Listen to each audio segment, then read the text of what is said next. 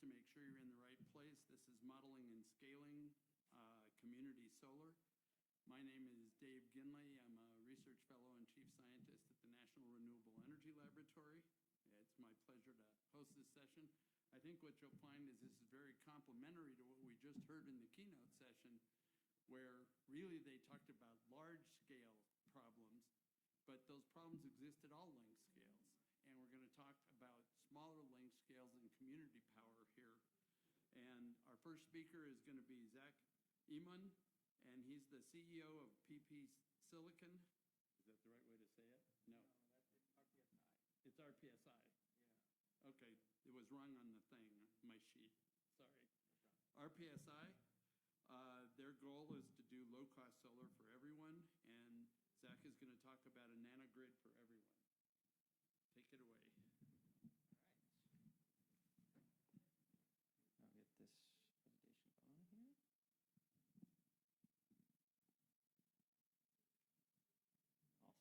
Awesome.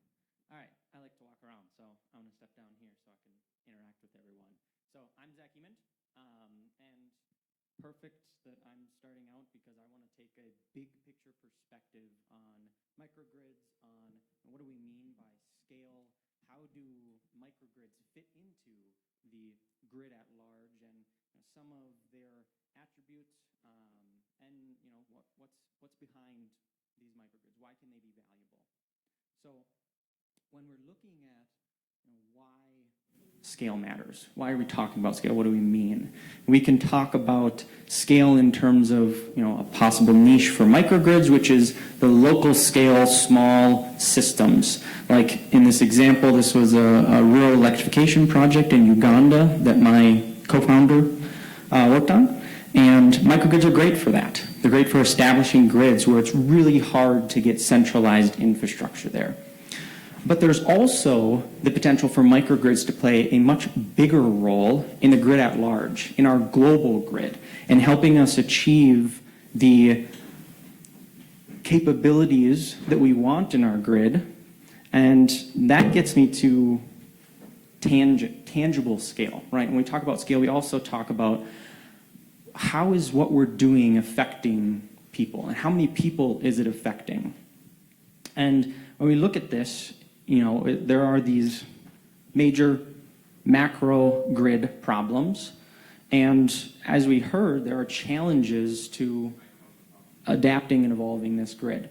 And so when we talk about microgrids and their place in this picture, we can imagine that microgrids have a place not only in these developing or disparate areas, but they have a place in the future of what our grid needs to become. So before I get into all that fun stuff, I'm going to start with the problem that we're seeing. So as I'm sure all of you are very familiar with, we have limitations in our current way of doing the grid, right? Our current method of grid is a centralized grid. And when we're starting to add all of these distributed energy technologies, we're running into barriers. As with any design, there are challenges that we face in a centralized grid. And one of the things that we see with this map, for example, which is a capacity map of my hometown, tells the capacity that's marked on the grid. Anywhere that's red on there represents somewhere where it's marked as at capacity, which means when we're trying to add more distributed energy technologies, when we're trying to decarbonize or electrify, we add these technologies, and in some cases, in many cases, these technologies can add strain to our grid. They can cause the grid to become unstable, and that's part of the problems that we're running into. This centralized grid versus these distributed technologies, there are places where they butt heads. And what we want to look at is, are there ways that we can think about how we're designing the grid? How we can change the grid and evolve the grid so that we don't have these problems. We can integrate renewables quickly and easily, and they're not a burden on the grid, but they're actually allowing the grid to evolve and change. So in many ways, we're already starting to do this, right? We're going away from the fully centralized model of the electrical grid, and we're going towards distributed energy technologies. And as in the name of distributed, these technologies are often smaller and more spread out. But one of the major limitations is distributed energy technologies still heavily rely on the existing grid infrastructure. And so when we're trying to do things like going completely renewable, even if it's just the last 15% of our grid, it's really challenging to add all of these technologies. And my suggestion, as you probably guessed because this presentation and track is about microgrids, is how can microgrids alleviate this?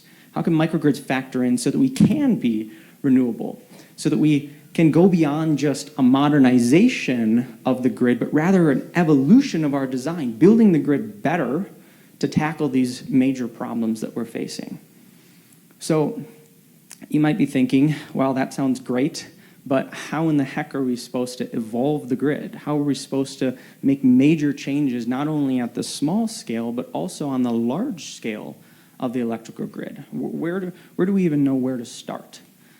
And for me, I look to nature, because in nature, there are some phenomenal examples of how nature designs these massive interconnected networks and how the capabilities of the way that nature designs can apply to microgrids, to how we build microgrids and how we look at the grid as a whole. See, in nature, as these examples attempt to illustrate, up in the corner up there, that's a mapping of a mammalian neural network. So that's a massive network of millions or billions of neurons that are all working together to bring about, a form of consciousness. To me, that's a very effective network at a massive scale. And as we look further in this, you can see swarms of birds there and a school of sardines, millions of sardines. And you'll probably start to see some patterns here in how nature designs these vast networks, these massive interconnected systems. Nature has some amazing properties that come along with this. And those are the properties that we're trying to integrate into our grid. Those are the properties that microgrids can specifically help integrate into our grid at large. And those are things like the adaptation and evolution, right? These natural systems, these ecosystems are built such that they can rapidly change. They can adapt and evolve. They can improve over time. That's what they're built for. They're very flexible. That flexible energy infrastructure is what we're looking for, right? They also have amazing capabilities to be extremely diverse. That's actually one of the requirements in nature is diversity. And so when we look at these capabilities, we want to look at how can we take this, how can we take nature as an inspiration and actually use it for something? How do we apply it to microgrids? Why does it matter, right? So digging a little bit more into the science, I won't go too deep, but I encourage anyone who wants to talk more about the science to ask me because it is quite phenomenal. So how nature builds these massive networks is it starts with an individual. You start with an individual, and you want that individual to be autonomous, which means it can function on its own. It can survive on its own, right? It's independent. And in this example, this is millions of sardines forming what's called a sardine ball. And they actually will all swim together in synchrony and form a ball. But then when someone or something like a predator approaches them, the entire school of millions of sardines will dynamically move and change their shape. And you might ask, how does this happen? This doesn't happen in a centralized manner where there's, some king or queen fish telling them what to do. This is nature's design of a different type of system. And what comes out of this is once you have an individual, which you may be able to make the connection, an autonomous individual is also what a microgrid is. Microgrids are self-contained, right? They can stand on their own 2 feet. The next step, the critical step in nature, is how do we get all of those individual systems to cooperate, to work together, to aggregate? Because in nature, when we talk about scale, it's not just make the system bigger, micro, mini, macro.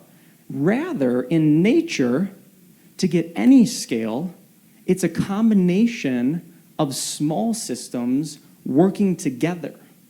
And that is how nature builds these networks that are so reliable, so robust, so able to adapt and be flexible. And we can directly apply this to what we want for our grid. We want flexibility, we want resilience and stability in our grid as we add all of these technologies. And so how do we apply all of this to microgrids? And what does that mean? It means that when we're moving away from the centralized way of doing things, we have to take one step further beyond just distributed energy and look at decentralized energy. That's microgrid systems are a good example because they can stand on their own, right? They're systems that are on their own, self-contained. And the key here is decentralized energy systems not only are great in terms of application for the rising tide that lifts all boats, the system that can be implemented where centralized infrastructure cannot in developing countries and areas where it's hard to reach that infrastructure. But with these properties from nature, the scalability, the ability to aggregate all of these systems, we can actually add to these systems over time. We can add new technologies as they come in. We can build in this flexibility to adapt and to evolve as we progress through our technologies. That's what microgrids are capable of doing. And beyond that, in our established grid, we can integrate microgrids such that they're not straining the infrastructure. They take strain off of the infrastructure, which means microgrids are an avenue to evolve our current centralized grid into more of a hybrid system, something that's more flexible. Every system that we add in the microgrid fashion is one that takes strain off of the grid and can allow us to change the fundamental way that we're building grids to be more flexible, to have more capabilities, and to build the future of the grid such that we don't run into this problem of limitations. We can actually build the grid so that in the future, when there are different needs that we may not be able to predict, it's built to change, to adapt to whatever those future needs are. And that is the big picture that I want to put out there, as microgrids can fit not just at the small scale, but they have a tremendous potential to impact the way that we grid as a whole. Thank you.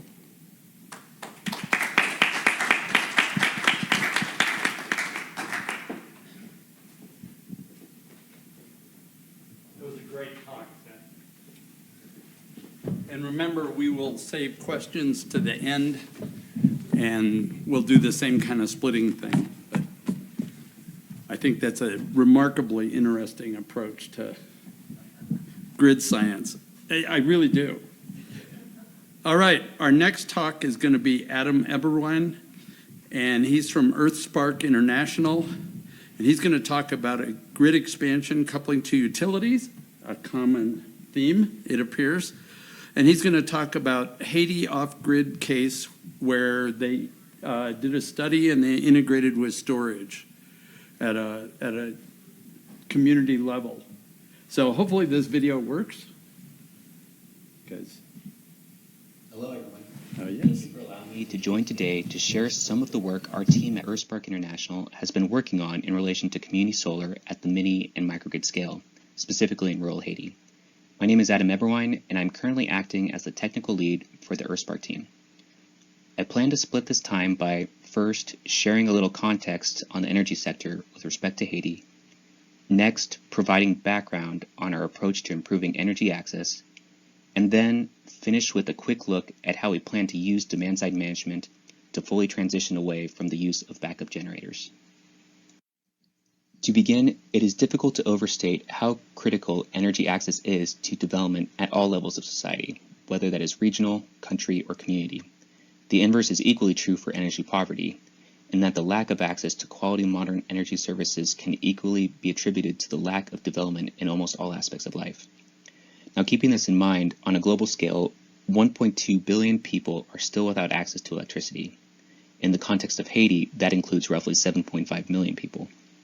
That's just considering electricity, but the energy services that are available are often lower quality than what clean electricity can provide. 8,000 deaths annually in Haiti and 4 million globally have been attributed to household air pollutants, with particulates from cooking fuels as a major cause. From an economics perspective, U.S. households spend roughly 2.5% of their income on energy needs, while rural Haitians spend around 6.5%, often from fuels such as charcoal. The connection between energy access and development is a primary focal point at the international level, with the United Nations identifying energy access as an accelerator to progress, with many of their sustainable development goals linking to energy access in one form or another. To help solve energy poverty, EarthSpark International has taken the approach of building business models that address critical energy needs. Within a nonprofit structure, the EarthSpark team is focused on three primary mindsets when considering business models. Our aim is to prove what is possible, de-risk by doing, and move microgrids to market in an investable way. So far, EarthSpark's spin-off efforts have resulted in three distinct entities. The first is a Haitian social enterprise called Énergie-Puap, which translates to clean energy in Haitian Creole. Énergie-Puap is a Haitian microgrid operations company and is currently operating our two grids in southern Haiti. The second is a for-profit technology company called SparkMeter. When our EarthSpark team was first interested in building microgrids in Haiti, we recognized the need for customer smart meters with a certain set of capabilities that we came to find did not exist in the market at the time. Our team then decided to build the meters ourselves and put into use. This effort has led to SparkMeter fully spinning off, and they are now a global leader in microgrid metering and analytics. And last I checked, they are now active in 25 countries and used by over 40 grid operators. EarthSpark's most recent spinoff is a holding company called Participant Power. Without this entity, it would have been extremely difficult to bring microgrids to market in a meaningful way, and will be a critical aspect to our scale-up efforts. I suppose I should loop back and mention the boxes on the left of the slide, as they signify what this effort brings. These boxes include relevant UN's Sustainable Development Goals, including the pursuit of no poverty, affordable and clean energy, and industry, innovation, and infrastructure, to name a few. I had previously referred to scale-up efforts currently underway, and this slide helps to show what that looks like. As seen in the center of the page, we currently own and operate two microgrids at the western tip of the peninsula in southern Haiti, providing service to the towns of Les Anglais and Tiburon. In regard to scale-up, we are at this moment in the later stages of a bidding process managed by the Haitian Energy Regulator and the World Bank, where we applied to build and operate standalone microgrids in 22 additional towns throughout southern Haiti. If all our bids are accepted, we would then be one important step closer to serving the towns at all the colored markings shown in the map on the right. In total, this could result in a little under 6 megawatts peak of solar, 10 megawatt hours of storage, and over 14,000 customer connections. Here is a bit of what it looks like in practice. In regard to solar PV silhouettes, it's pretty difficult to beat the photo on the top right. This is the generation site of our second grid in Tiburon. On the left is a customer turning on power for the first time back in 2019. You may recall my mention of the Haitian microgrid operations team called Énergie-Puap. In the bottom middle photo is one of the team grid ambassadors named Roseanne, who acts as the primary customer-facing employee in Les Anglais. The bottom right photo includes two electricians, and the one in the foreground is named Jude. Both of these Énergie-Puap employees reside in the town that they work in and also happen to be connected customers. For many reasons, this is the approach that we hope to continue as we scale up. To make this all work, we have taken a multifaceted approach to providing high-quality service. As alluded to, this is being done by creating smart and inclusive community-scale solar PV plus battery storage microgrids. Starting from the right, community participation and acting on that participation is essential to the success of our projects. In Haiti, women are typically the head of the family unit, as well as often the primary owners of small businesses and actively engaged in community organizations. It is also well established within the development sphere that bringing women into the center of the conversation leads to the best impacts in quality of life for all members of the community. Looking at the yellow box, it is not just access to electricity that matters. It is also what you do with it that leads to quality of life. There are many types of uses of electricity that benefit the users in a productive way. Electric cooking, ag processing, and telecommunications are a few examples. Lastly, how we manage our grids with cost-effective technologies with high functionality is critical to servicing areas where others had previously fallen short. For the remainder of this presentation, I will focus on our efforts surrounding demand-side management, but over the next few slides, I hope you find that all of the efforts mentioned will also influence how DSM is implemented. Even with all the benefits related to transitioning away from diesel, there is still one big problem. CapEx is still too expensive in the context of Haiti microgrids to make this financially viable, especially when considering the cost of storage. This is generalizing a bit, but when sizing our hybrid grids, we find that roughly 90% of annual energy output from solar PV provides the most cost-effective design. As we begin to approach 100% solar, costs increase at something similar to an exponential curve, as represented by the center figure. Meaning, small reductions in service at critical times can have outsized impact on system sizing. Also, for reference, I have added a look at our percentage of solar production for the second quarter of 2020 for the hybrid systems in Les Anglais and Tiburon. For this period, we were above 90%, but you can imagine that this number could be lower during hurricane season or during the winter season.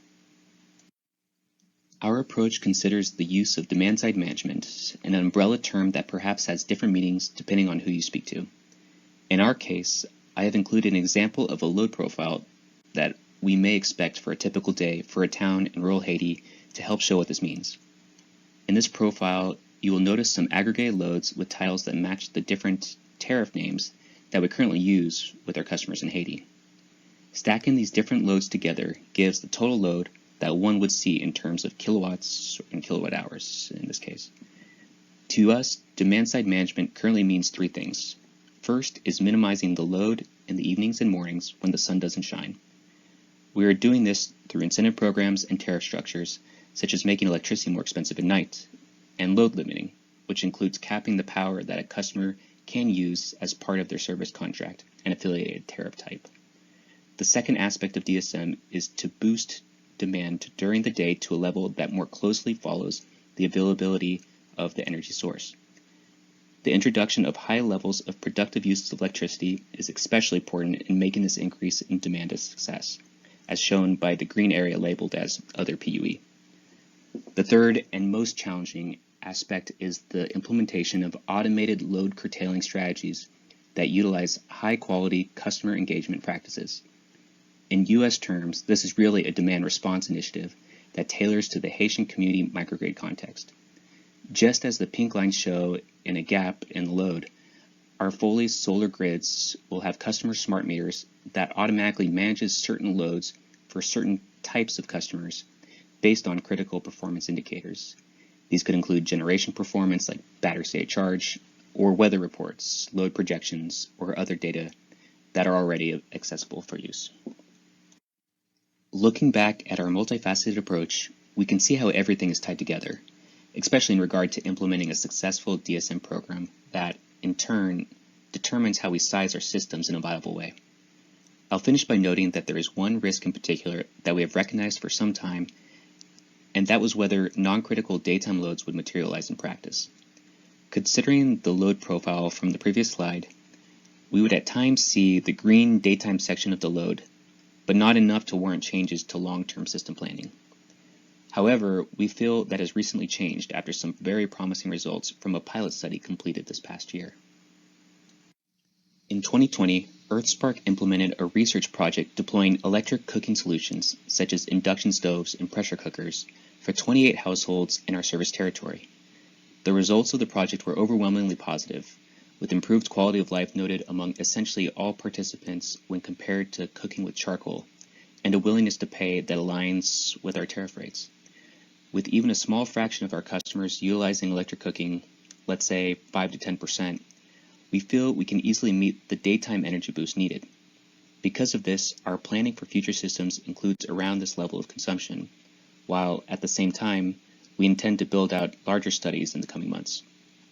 If of interest, a link to the study will be included in the slide in the PDF version, or you could just type in and search EarthSpark electric cooking, and it should be the first or second option. That is all for me.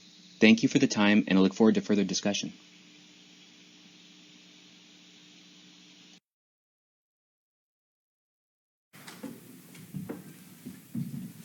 All right.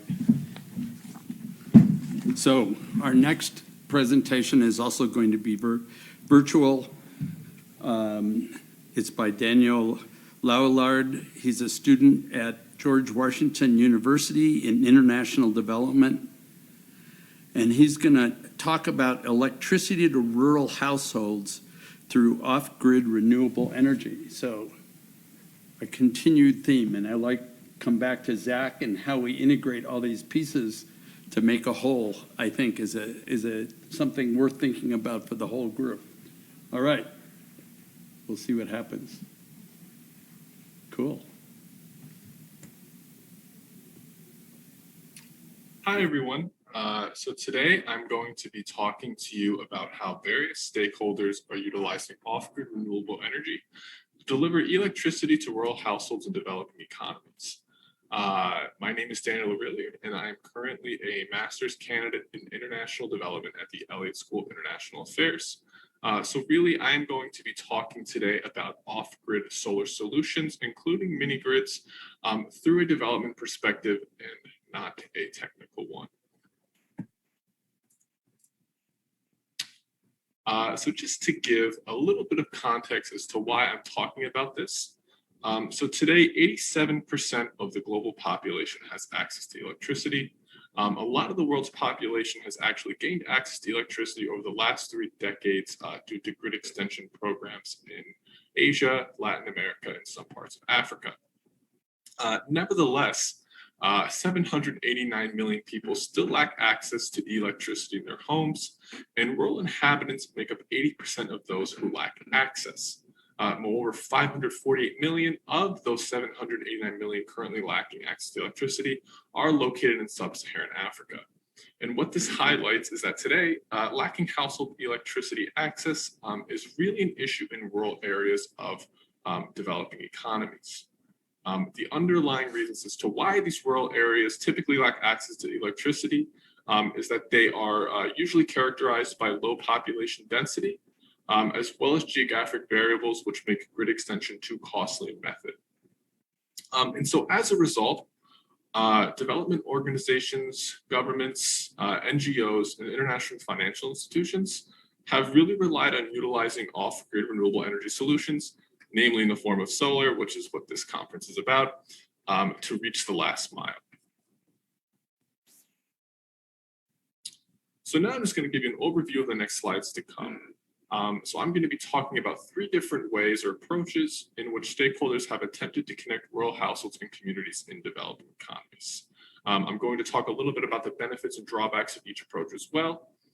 So first, there is the social enterprise approach, which is essentially a market-centered approach that seeks to provide households in remote areas with basic solar home systems and solar pico lights for lighting.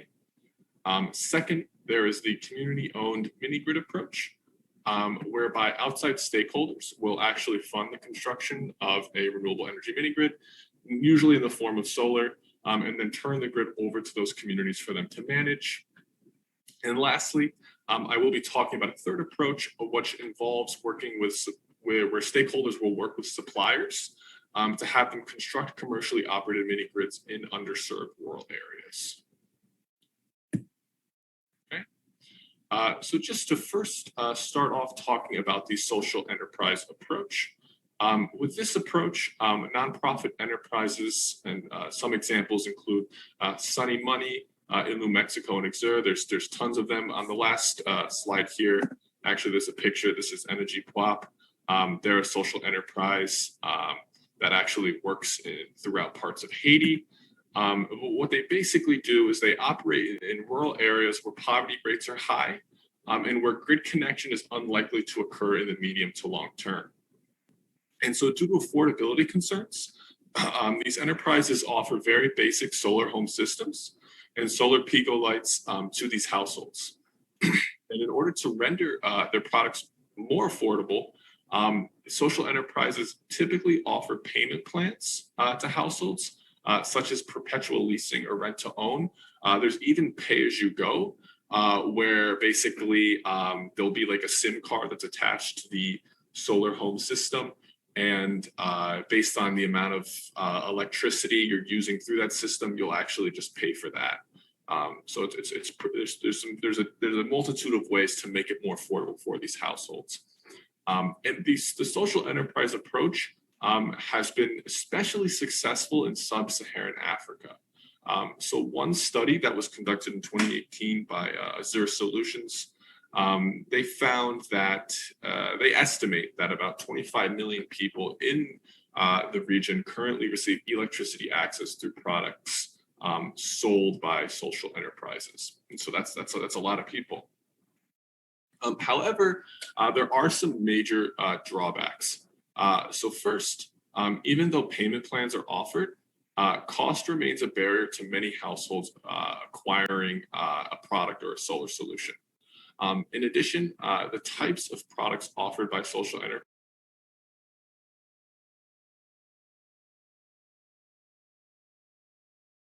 enterprises mean that households can only acquire basic electricity access. And lastly, because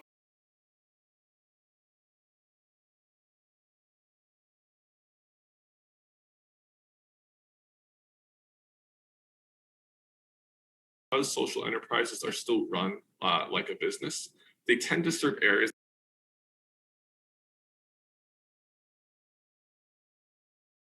that are the easiest to reach and have the most potential customers.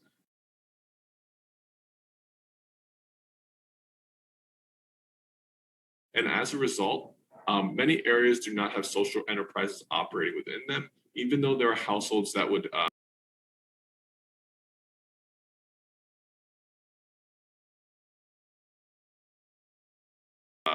substantially benefit from their products. And so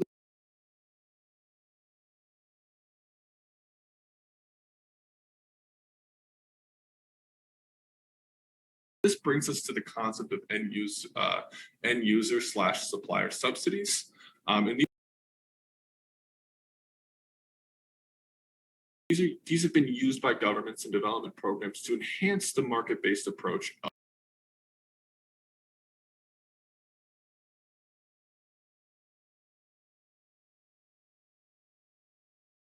of social enterprises. So in order to remove the financial barrier for rural households in acquiring a solar home system, programs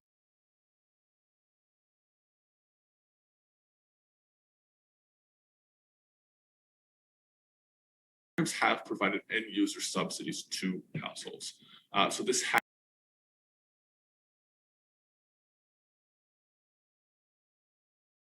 in the case of the Renewable Energy for Rural Access project in Mongolia, as well as in the case of the Integrated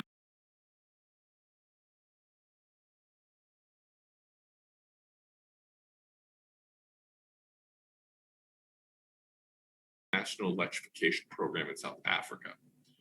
In both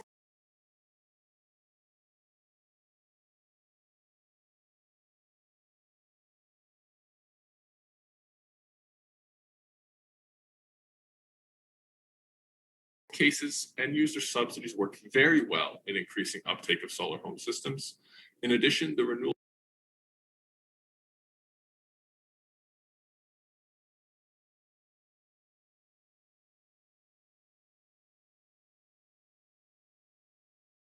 Energy for Rural Access project in Mongolia also provided economic incentives for suppliers to operate in targeted remote areas so that households had the ability